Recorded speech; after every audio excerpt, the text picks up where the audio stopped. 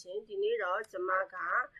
reflexive and emphatic pronoun လေးတွေအကြောင်းကို knowledge sharing လေးလုပ်ပေးချင်ပါတယ်ဒါဆိုတူတူကြည့်လိုက်ကြရအောင်เนาะဒါဆိုကျွန်မတို့တွေက subject pronoun object pronoun တွေသိခဲ့ပြီ reflexive and emphatic pronoun ဆိုတာဘာတွေလဲကြည့်ရအောင်ဟုတ်ပါတယ် myself ကျွန်ုပ်ဘာသာကျွန်ုပ်ကိုယ်တိုင်ကျွန်ုပ်ကိုကျွန်ုပ်လိုဘာသာပြန်ရမှာဖြစ်ပါတယ်နောက်တစ်ခုက ourself အများကိန်းဖြစ်တဲ့အတွက်VES နဲ့ပေါင်းရမယ်အနည်းကိန်းက SELF အများကိန်းက SELVES ဖြစ်ပါတယ်ကျွန်ုပ်တို့ဘာသာကျွန်ုပ်တို့ကိုယ်တိုင်ဆိုတဲ့အဓိပ္ပာယ်ထွက်မယ်နောက်တစ်ခုက yourself အနည်းကိန်းဖြစ်တဲ့နောက်တစ်ခု yourself အများကိန်းဖြစ်တဲ့အတွက် SELVES နဲ့ပေါင်းရမယ် Okay နောက်တစ်ခုကတော့ himself သူဘာသာသူကိုယ်တိုင်သူကိုယ်သူဆိုတဲ့အဓိပ္ပာယ်ထွက်မယ်herself သူမဘာသာသူမကိုယ်တိုင်သူမကိုသူမဆိုတဲ့အဓိပ္ပာယ်နဲ့ itself ၎င်းဘာသာ၎င်းကို၎င်းကိုယ်တိုင်ဆိုတဲ့အဓိပ္ပာယ်ထွက်မှာပေါ့နော် Okay နောက်တစ်ခုကတော့ themselves သူတို့ဘာသာသူတို့ကိုယ်တိုင်ဆိုတဲ့အဓိပ္ပာယ်ထွက်မှာဖြစ်ပါတယ်အဲဆိုကျမတို့ကဒီ pronoun လေးတွေပေါ့နော် reflexive or emphatic pronoun လေးတွေမှာအသုံးဘယ်နှမျိုးရှိတယ်လဲဘယ်လိုအသုံးပြုရမလဲဆိုတာကြည့်ကြရအောင်เนาะဟုတ်ပြီပထမဦးဆုံးအနေနဲ့ကျမပြောချင်တာ reflexive ပုံစံလေးနဲ့ subject နဲ့ object ကတူတယ်ပြောချင်တာအဲ့ subject ကပဲအဲ့ object နေရာအတွက်ပြန်ပါတာပြန်အသုံးပြုရတာဖြစ်တယ်ပြန်တာလူတစ်ယောက်တည်းပေါ့နော်အဲ့ဒီပြောတာဥပမာကြည့်အောင်ဒီမှာဆိုရင်I cut myself one cookie ငါကတမင်းချက်နေတော့ငါလှိဖြတ်မိလိုက်တယ်ဒါနဲ့မတော်တဆလှိမိတာမျိုးဖြစ်မှာပေါ့နော်အဲ့ဒါမျိုးမှာသုံးတယ်နောက်တစ်ခါ we introduce ourselves to the teacher ကျွန်တော်တို့ကပေါ့နော်ဆရာမကိုကျွန်တော်တို့မိတ်ဆက်ခဲ့တယ်ပေါ့ဒါဆိုရင် we subject we subject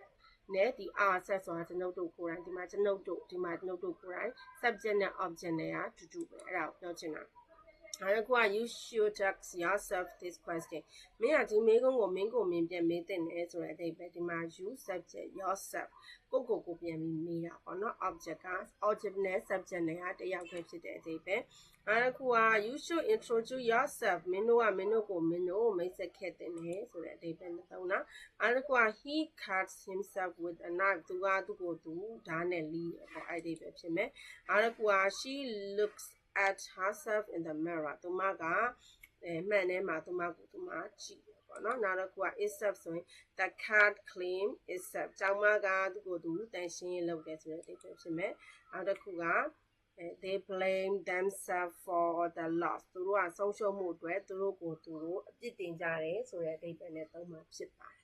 နော်ဒါက subject နဲ့ object နဲ့တူတယ် reflexive ပုံစံနဲ့ရေးတာဖြစ်တယ်နောက်တစ်ခုကကျမတို့က emphatic ဒီ emphatic ရဲ့ပုံစံက do ရလုံးတယောက်တည်းလုပ်တယ် without have ဘယ်သူကူညီမှမယူပဲလုပ်တယ် personally လူပုဂ္ဂိုလ်ရေးအရာလုပ်ချင်လို့ကိုလုပ်တာမျိုးတွေမှာသုံးမယ်ဥပမာကြည့်အောင်ဒီမှာ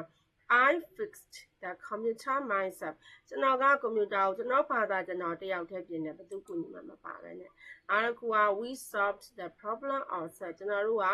ဥစ္စာကိုကျွန်တော်တို့ဘာသာကျွန်တော်တို့ဖြေရှင်းတယ်နောက်တစ်ခုက you complete the work yourself မင်းကအလုပ်ကိုမင်းဘာသာမင်းပြီးမြောက်အောင်လုပ်တယ်ဆိုတဲ့အဓိပ္ပာယ်ဖြစ်မယ်နောက်တစ်ခုကတော့ you make the project yourself မင်းတို့ဘာသာမင်းတို့ဒီ project တစ်ခုကိုဖန်တီးပြုလုပ်လိုက်တယ်ဆိုတဲ့အဓိပ္ပာယ်မှာရှိတယ် Okay နောက်တစ်ခုကတော့ the president signed the document himself သမ္မတကြီးကစာရွက်စာတမ်းကိုသူကိုယ်တိုင်လက်မှတ်ထိုးခဲ့တယ်ထိုးခြင်းလို့ကို personally အရာသူထိုးခြင်းလို့ personally အရာသူထိုးခြင်းလို့ကိုထိုးတာဖြစ်တယ်အဲ့ဒါက I saw the king himself ဆိုရင်ကျွန်တော်ကဘုရင်ကြီးကိုလူကိုယ်တိုင်တွေ့ခဲ့တယ်ဆိုတဲ့အဓိပ္ပာယ်ဖြစ်တယ်ဒါ personally ပုံစံနဲ့သုံးတာဖြစ်တယ်အဲ့ဒါကတော့ teacher E Pyo wrote a book herself teacher E Pyo ကသူမဘာသာသူမဘသူကူညီမှမတောင်းမနဲ့စာအုပ်အုပ်ရေးခဲ့တယ်ဆိုတဲ့အဓိပ္ပာယ်ဖြစ်မယ်နောက်တစ်ခုကso it find the food itself အဲ့ဒီအကောင်လေးอ่ะပေါ့နော်သူကသူအစာရှာတယ်ဆိုတဲ့အဓိပ္ပာယ်မှာသုံးတယ်အားတစ်ခုက they repaired the road themselves သူတို့ဘာသာသူတို့လမ်းတွေကိုပြင်တယ်ဆိုတဲ့အဓိပ္ပာယ်နဲ့သုံးတာဖြစ်ပါတယ်ဒါဆိုလို့ရှိရင်ဒီနေ့ကျွန်မပြောခဲ့တဲ့ pronoun လေးတွေနဲ့ပတ်သက်ပြီးတော့စာကြောင်းလေးတွေရေးကြည့်ပါရှင်အရင်ကိုပြောပြကောင်းပါတယ်เนาะကဲဒီနေ့တော့ဒီလောက်ပါပဲရှင်